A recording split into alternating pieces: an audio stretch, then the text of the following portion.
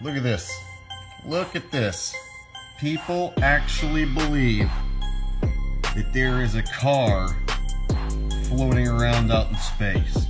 Well, I think it looks so ridiculous and impossible. And you can tell it's real because it looks so fake, honestly. Like, we'd have way better CGI if it was fake. This is live on the air, okay? I'm going to zoom in on the Earth in Photoshop. You see the Earth? Okay, I'm going to go to Image, Adjust, Levels, and I'm going to bring the levels up. Uh-oh. What is that? Why is there a square box around the Earth?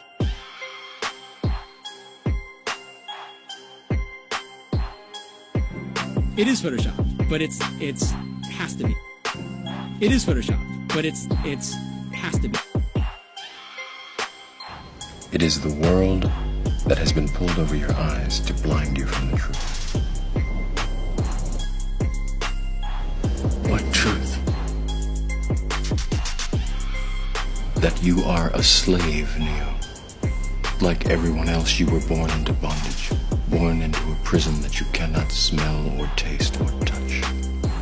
A prison for your mind.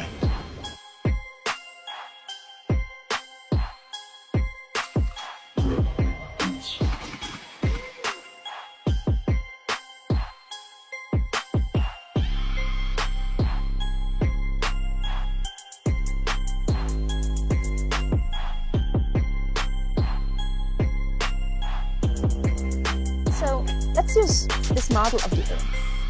And let's enlist the help of a friend, Taxi.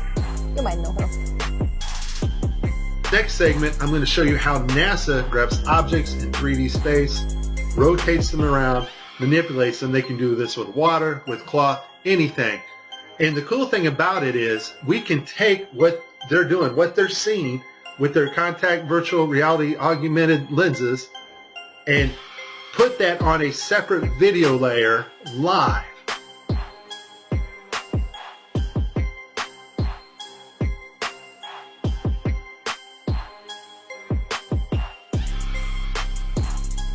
Okay, I have a lot of Tim Peake screw-ups, but this one here, the system glitches, the software does not track his hand properly, and Tim slips his hand underneath his other fingers, which is tightly holding onto the mic, which would be impossible.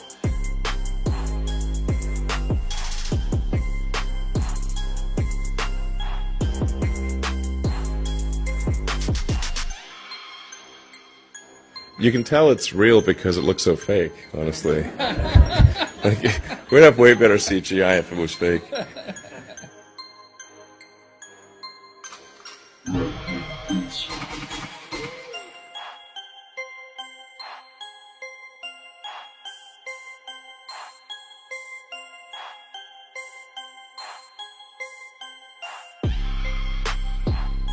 Just another example of NASA faking space. Let's take a look here at this supposed image of Jupiter. Nothing more than CGI fakery. The supposed auroras. Again, at NASA's official website, where it states Hubble captures vivid auroras in Jupiter's atmosphere. Here's the problem. The date of June 30th, 2016. Now take a look at this. Another so-called official image of Jupiter. This one's from back in 2014. You see the problem here? Now let's take a closer look at the supposed two images provided from NASA of Jupiter. All the clouds are in the same exact position. Here's a side-by-side. People can't see what's taking place here with NASA. Nothing more than fakery. I mean, give me a break. This is a complete insult. You have a brain in your head.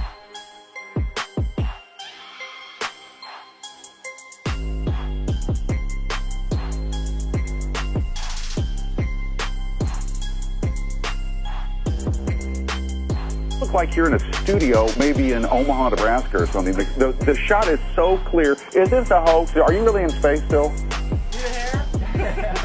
I don't know. We're going to have to do something for you.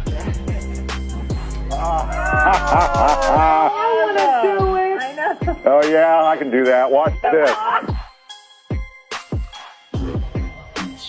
Is this a hoax? Are you really in space still?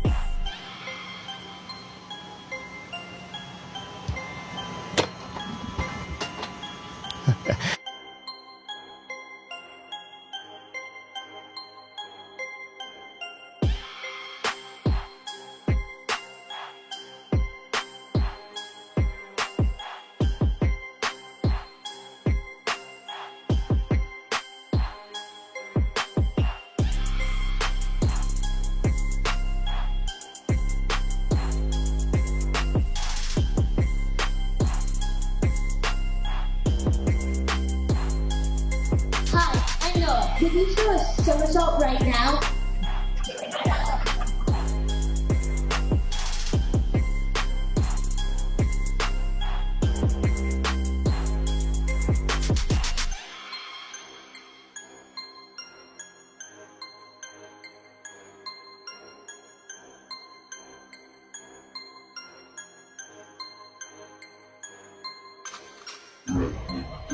Is this a hoax? Are you really in space still?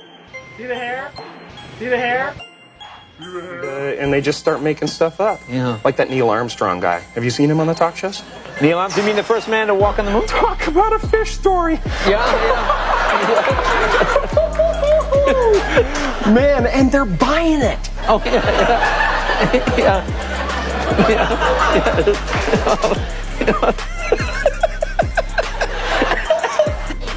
So many times during spacewalks outside the International Space Station, we can see air bubbles rising up. Can you touch on how there are air bubbles in space? Can you be more specific? Air bubbles?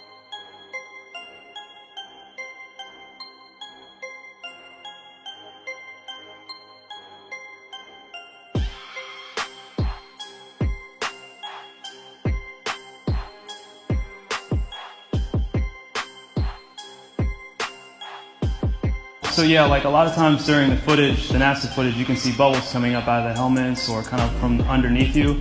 How do you explain bubbles in space? Yeah, I'm not sure exactly what you're talking about. Now sometimes you get water in the helmet, and it comes. It's either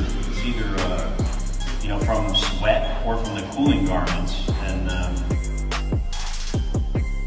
that's generally what that is. I've never seen any kind of air bubble anywhere. Could it be that you're filming in an underwater pool and you're not really out there?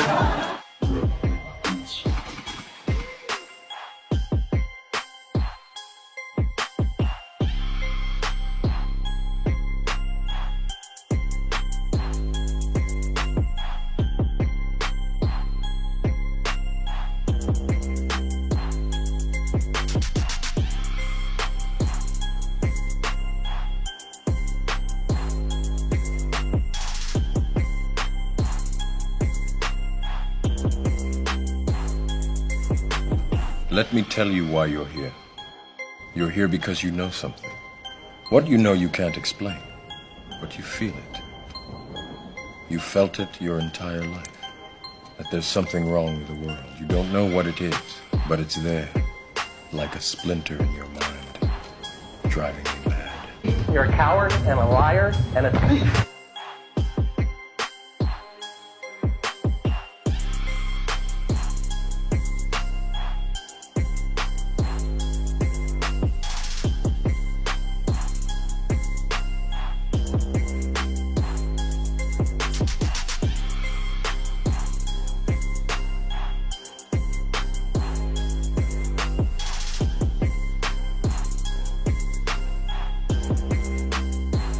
In 1986, the shuttle Challenger exploded about 74 seconds after takeoff, killing all 7 astronauts inside. Or did it? It turns out that 6 of the 7 are still alive and kicking today.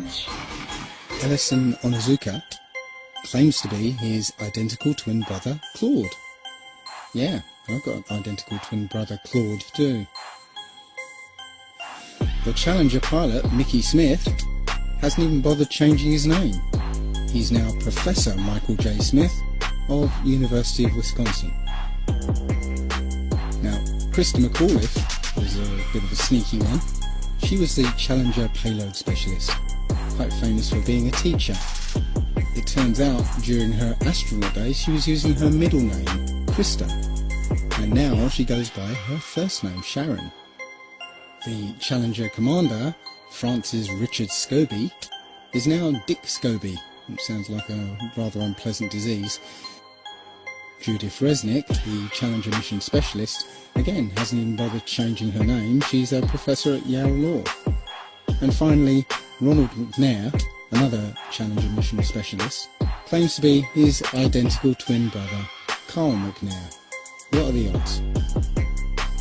So there I was, just minding my own business, looking at Google Earth, and this big, snow-covered monstrosity is staring me in the face like, why is that covered in snow? So I keep digging a little bit deeper, and I finally get underneath this cloud cover here, and a few images pop up. And I say, oh, images, what are they? Well, this is what you got, which I'm sure that looks familiar to you, right? Looks just like the pictures they give us of Mars. So I'm just kind of creeping around here, and definitely noticing the same kind of undulation changes, and same kind of rock, same kind of dirt. The only thing that's missing is that nice little red tint that they pay somebody $150,000 a year to put on there. So I'll keep kind of going through here and see if it... What the...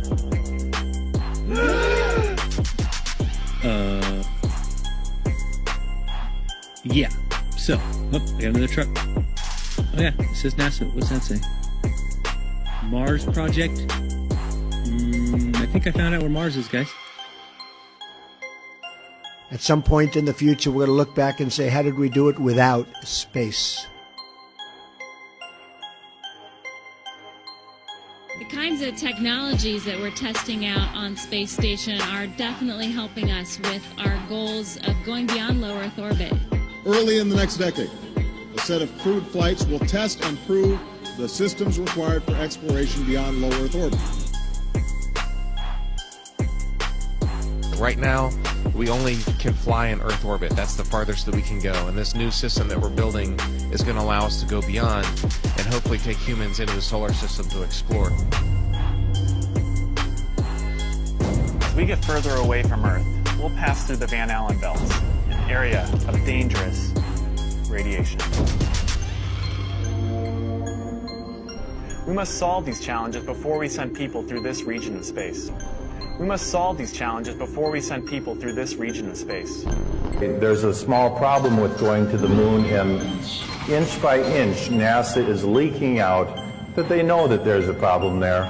It's called the Van Allen belts, high radiation belts of charged particles around Earth, and we don't know how to get through them, they say. Well, isn't that interesting, because there sure didn't seem to be a problem back in 1969. The moon landing stopped in 1972 and we haven't been back. We haven't been beyond the Van Allen belts. NASA admitted that it had lost the original footage of man's first steps on the moon. Go to YouTube and watch A Funny Thing Happened on the Way to the Moon. It contains newly discovered evidence, which is part of the missing tapes, of outtakes from the first mission to the moon, of them falsifying a shot of being halfway to the moon. For NASA to come out and say that all the tapes were erased, I mean, it's incredible. Geraldo, this isn't just one tape. This is reams of tape labeled Apollo 11 moon landing. Someone had to physically go and erase it. It's very challenging to try to prove we landed on the moon, and it shouldn't be challenging. The tape should be there. There should be plenty of evidence. I mean, it's proof right there. This is an official NASA photo of the first Apollo 11 lunar module landing on the moon. I mean, it's right there. This is proof, man. It's the picture's right there. It's landing on the moon. But the only problem I have with this picture is that it's taken from the moon.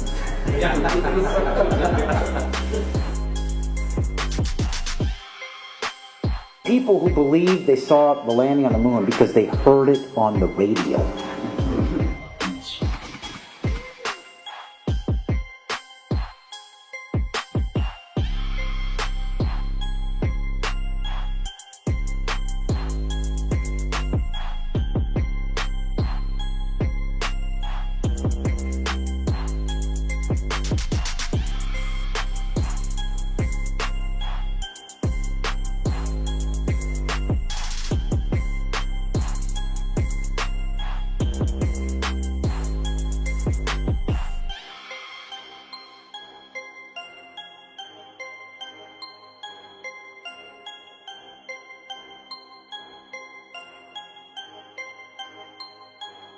Here's a picture of the INSAT actually being deployed from the spacecraft.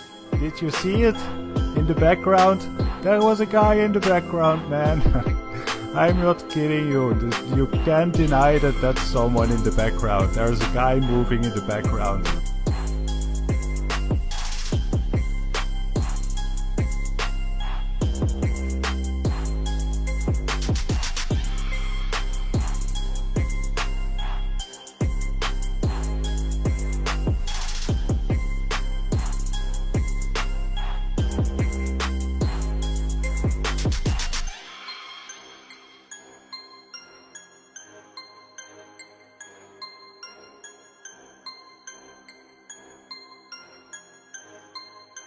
And I'll tell you, just if nothing else, here's why you can tell they're not fake. Just to create the paperwork, that amount of paperwork would make faking it prohibitively expensive. No one could afford to generate that much documentation. All of that happened in a little town called York, Maine, across the United States from where we're talking to you right now. Across the United States from where we're talking to you right now. My research of the last year has led me to the conclusion that not even low Earth orbit is possible, that the International Space Station is a hoax, and all manned space travel is fake. First though, let's have a look at the International Space Station. I want to talk about some of the anomalies I see there. For the inside of the International Space Station, there are a couple of zero-gravity tricks that they use to fake it. The first is they have a complete mock-up of the International Space Station built on the inside of an airplane. And that airplane does a bunch of rises and falls. It does an upside-down parabolic trajectory, and that simulates zero gravity. The other main way they simulate the zero gravity is with suspension in front of a blue screen. And they use that trick for extended periods of time, for longer than 45-second segments. But they can't move around as much. They can't do the acrobatic flips and rolls in the extended mode. So there's full motion mode where they can fully move around, and that's faked in plane. And then there's suspended or extended mode where they're suspended by wires in front of a blue screen. They don't move around as much, but they can make the scene last for a longer period of time. The extended mode is much quieter than the full motion mode. In full motion mode, you can actually hear the sound of the jet engines, the engines of the airplane. In every single scene of full motion mode, in every segment of the International Space Station, you can hear this loud sound, the sound of jet engines. You could argue that it's the air conditioning system. Not even an office air conditioner is that loud. And why is there a loud sound in every segment of the International Space Station?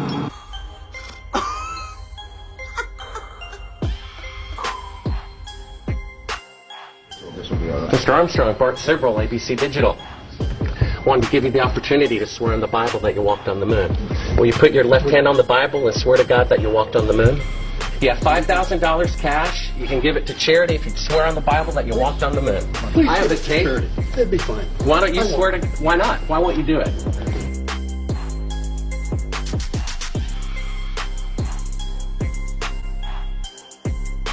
The Earth supposedly 23.4 degrees on its axis. And that leaves you, of course, the occultic number, again, 66.6 degrees off.